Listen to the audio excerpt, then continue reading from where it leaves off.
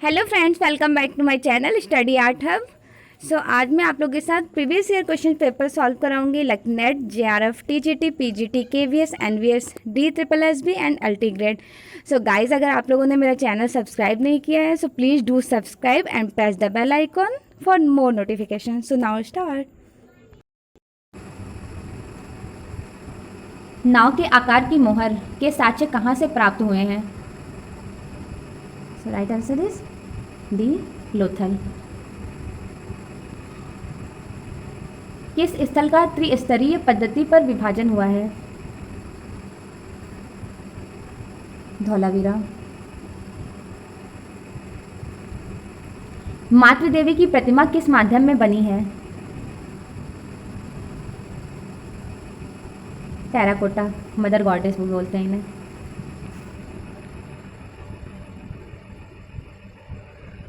पुरुष नर्तक धड़ किस माध्यम से बना है?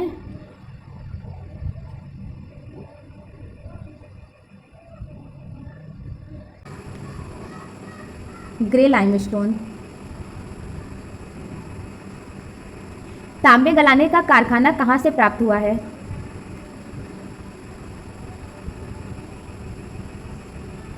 हड़प्पा से।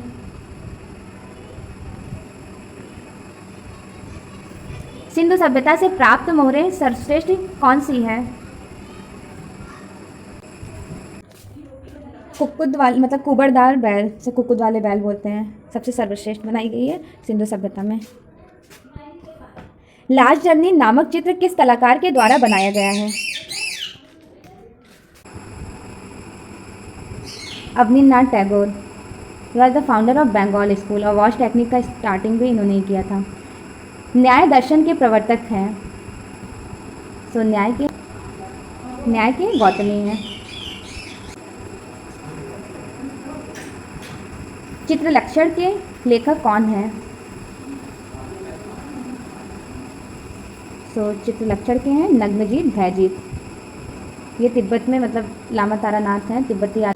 चित्रलक्षण में किसका जिक्र किया गया है? तो भावों का और नेत्रों का। नेत्र 5 प्रकार के बनाए गए हैं, मतलब डिवाइडेशन 5 टाइप में किया गया है। सर्वाधिक पाल पोथियों का चित्रण किसके समय में किया गया?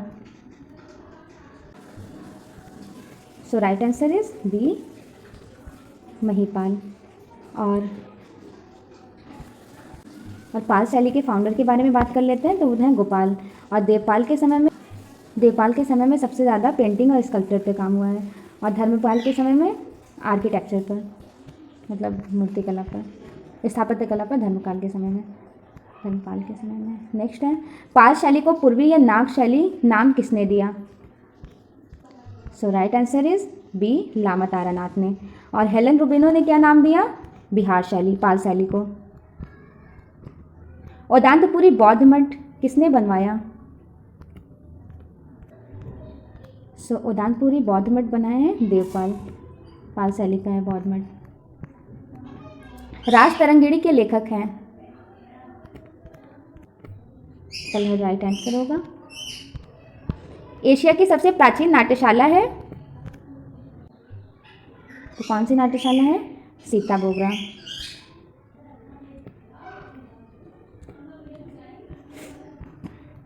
खानदान तैमूरिया किस संग्रहालय में संग्रहित है? खुदा बख्श oriental library, Patna.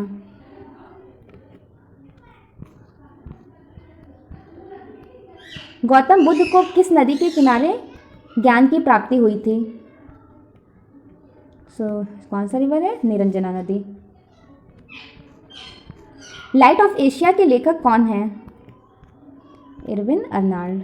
Irwin Arnold light of Asia के लेखक हैं।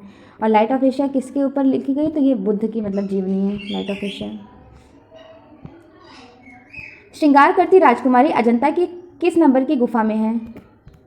श्रृंगार करती राजकुमारी है अजंता के गुफा नंबर 17 में। और यहीं से राहुल समर्पण की फेमस पेंटिंग भी मिली है। अकबर ने शीरी कलम की उपाधि किसे प्रदान की थी? तो शीरी कलम की इन्होंने दी थी अब्दुल समद सिराजी को। तो शीरी से ध्यान रखिएगा, कहाँ गया? शीरी कलम सिराजी, इस तरह से लर्न कर लीजिएगा। चित्रनाथ मजूमदार का प्रिय माध्यम था? ये वैष्णव सिद्ध कलाकार जाने जाते हैं और इलाहाबाद से रिलेटेड है। 1942 ईस्वी में इलाहाबाद के प्रिंसिपल भी बने थे और इनका टेम्परा है। सो इनकी जो फेमस है देख लेते हैं। टेम्परा वॉश पेंटिंग के लिए फेमस थे और ये एग्ज़ाम अभी 2021 में आ चुके हैं ये क्वेश्चन। इनमें से कामासूत्र का टीकाकार कौन है? कामासूत्र की टीकाकरण किसने की थी? सो वात्स्यायना है कामासूत्र के। ध्यान दीजिएगा, कामासूत्र के जो राइटर है वो वात्स्यायना है, लेकिन जो टीकाकरण किया है वो पंडित यशोधरा ने किया है अपने षडांग पुस्तक में, जयमंगला के षडांग पुस्तक में। नर्मदा नदी का उद्गम के पास कौन सी प्रसिद्ध गुफा चित्र गुफा स्थित है? तो नर्मदा नदी के किनारे है। सो ये है नर्मदा नदी के किनारे जोगीमारा। बाघ का गुफा बाघिनी नदी के किनारे है और सित्तनवासल गुफा कावेरी नदी के किनारे है। कृष्णा या कावेरी नदी। पक्षियों का चितेरा किसे कहा जाता है? सो पक्षियों की ज़्यादा पेंटिंग्स किसने बनाई? तो देवकी नंदन शर्मा ने। चावंड में चित्रित 1605 की रागमाला का चित्रण किसके द्वारा किया गया?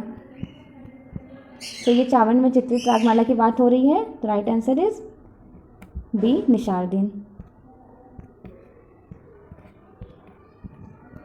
किस राज्य में एलोरा गुफाएं स्थित है?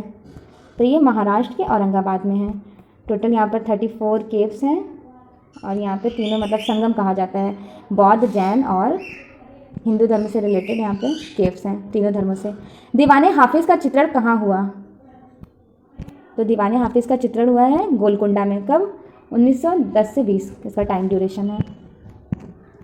कमला और इलायची नामक कलाकार का संबंध किस शैली से है?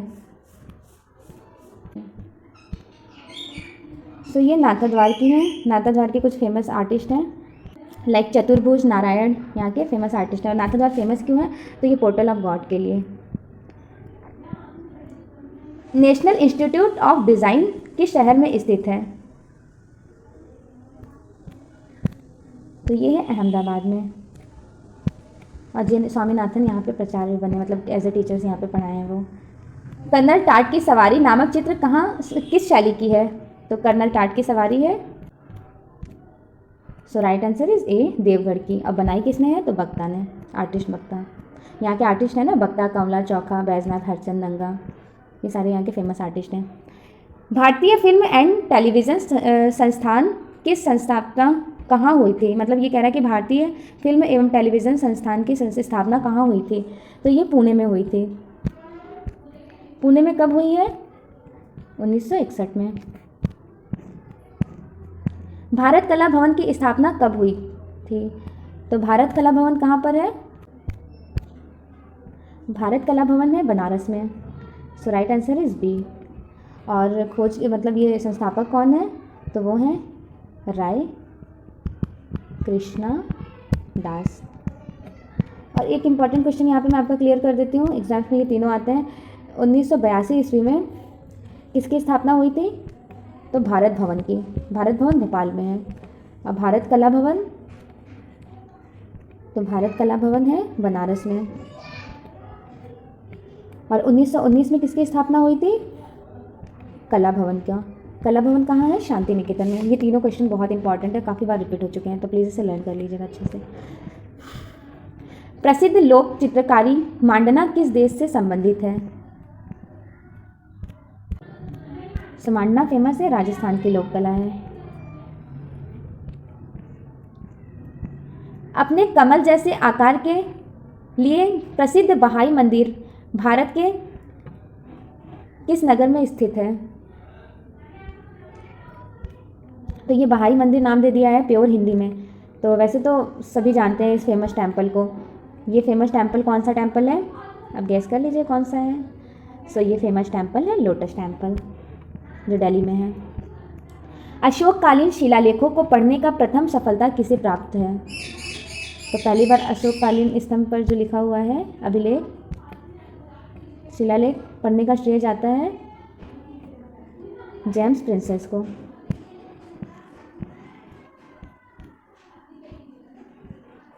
वॉश पेंटिंग की शुरुआत किसने की थी? तो मैं काफ़ी बार डिस्कस कर चुकी हूँ।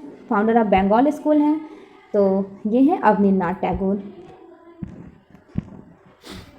अब पहली बार वॉश पेंटिंग जो वाटर कलर शुरुआत हुई है वो इंग्लैंड में हुई है, पॉल सैंडबाय के थ्रू। किस कलाकार ने मैरिज ए ला मोड श्रृंखला चित्रित की? तो मैरिज ए ला मोड किसने चित्रित की? सो विलियम होगार्थ। कनिष्क मूर्ति किस काल में बनी है? तो कनिष्क की बहुत फेमस है कुषाण काल की। जितने भी क्वेश्चन मैं आपको करा रही हूँ ये सारे रिपीटेड क्वेश्चन हैं, काफ़ी बार एग्जाम्स में आ चुके हैं। अंतराल क्या है? अंतराल बोलते हैं स्पेस को, तो वो क्या होता है? कलाकार का कार्यकक्ष। फॉर एग्जाम्पल, एक सेकेंड में डिफाइन कर देती हूँ। सपोज़ मैंने कोई भी पेंटिंग बनाई, तो सबसे पहले हम पेंटिंग बनाने के लिए क्या सेलेक्ट करते हैं? तो एक अंतराल सेलेक्ट करते हैं, लाइक सरफेस, किसी भी तरह का सरफेस होता है, लाइक वुड हो गया, कैनवस हो गया, या फिर वॉल हो गई, भित्ति चित्र हो गई। फिर उस पर क्या करते हैं? हम ड्राइंग करते हैं। तो विदाउट अंतराल के तो पेंटिंग बनानी पॉसिबल है नहीं, तो उसके लिए कलाकार का कार्यकक्ष लेते हैं। प्रसिद्ध किशनगढ़ चित्र बनी ठनी को किसने चित्रित किया? तो बनी ठनी फेमस पेंटिंग है, सॉरी, निहाल चंद, आर्टिस्ट निहाल चंद ने बनी ठनी पेंटिंग बनाई थी। किसके अंडर में? तो राजा सावंत सिंह के अंडर में। राजस्थान का पार्ट है किशनगढ़। प्रसिद्ध चित्रकार मंजीत बाबा कहाँ से हैं? सो मंजीत बाबा हैं पंजाब से, और ये अपनी पेंटिंग्स में ज़्यादा काउज फ्लूट लिए हुए इस तरह की पेंटिंग करते थे। उस कलाकार का नाम लिखिए जो शांति निकेतन के हिंदी भवन में स्थित भित्ति चित्र के लिए प्रसिद्ध है। तो वो कौन से कलाकार हैं देख लेते हैं। उनका जो बर्थ टाइम है 1904 में पैदा हुए थे। तो गैस कीजिए कौन से आर्टिस्ट 1904 में पैदा हुए हैं। So right answer is D, Vinod Bihari Mukherjee. और ये ब्लाइंड हो गए थे, उसके बाद भी इन्होंने पेंटिंग को कंटिन्यू रखी। और इनकी इनकी एक मूवी बनी है the inner eyes, Satyajit Roy ने बनाई थी। निम्न में से किस कलाकार ने स्कूल ऑफ एथेंस नामक पेंटिंग का चित्रण किया? सो देख लेते हैं स्कूल ऑफ एथेंस के बारे में। हाई रेनेसां आर्टिस्ट हैं, मैंने आपको हिंट दे दिया है, अब जल्दी बताइए कौन से आर्टिस्ट हैं। तो वो है रफेल। इन्होंने स्कूल ऑफ एथेंस में जो बनाई है प्लेटो और एरिस्टोटल को, तो इन्होंने प्लेटो के फेस में लियोनार्डो दा विंसी का फेस ऐड किया हुआ है। फ्रेस्को ब्यूनो में बनाए थे। और एक सेकेंड, ये कहाँ पर रखी हुई है? तो ये पेंटिंग इटली के पुस्तकालय में इन्होंने बनाई थी। पिकासो का जन्म कब हुआ था? सो पिकासो हमारे क्यूबिज्म आर्टिस्ट हैं।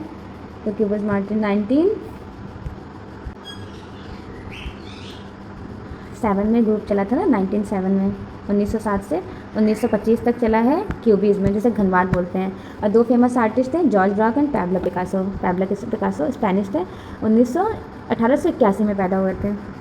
मीनिंग ऑफ आर्ट पुस्तक के लेखक कौन है? So right answer is C, Herbert Read. Meaning of art के लेखक है हर्बर्ट रेड। भारत माता के चित्रकार कौन थे? सो देख लेते हैं भारत माता पेंटिंग बनाई किसने है। तो वो वाटर कलर में बनाए हैं, वॉश टेक्निक में, अवनींद्रनाथ टैगोर। गजगामिनी फिल्म का संबंध किस कलाकार से है?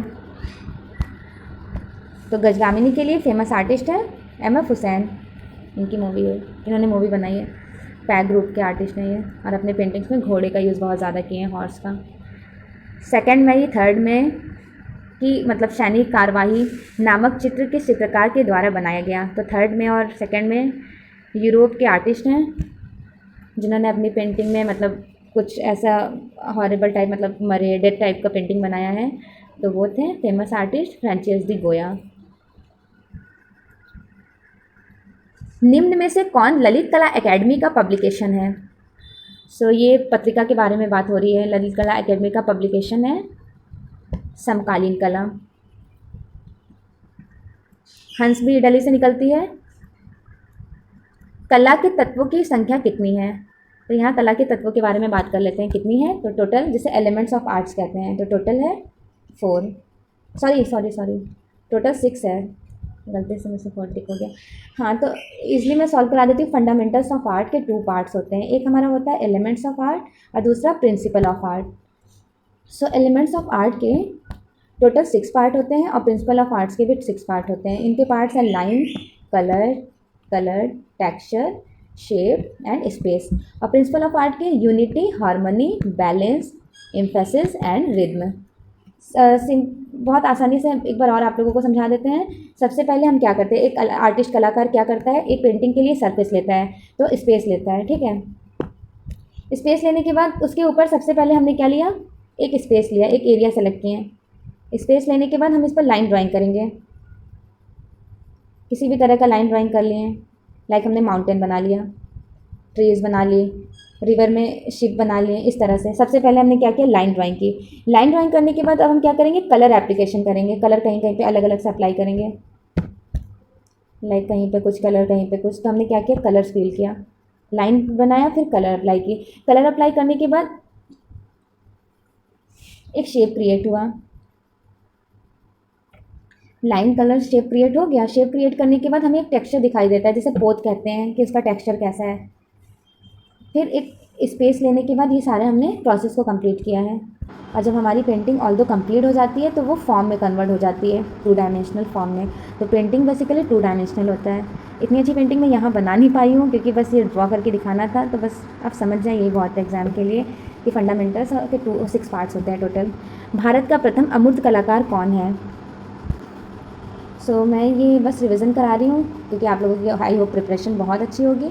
बस इससे एक मोटिवेशन और हेल्प मिल जाएगा मेरे क्वेश्चंस को देख करके। भारत का प्रथम अमूर्त कलाकार राम कुमार है।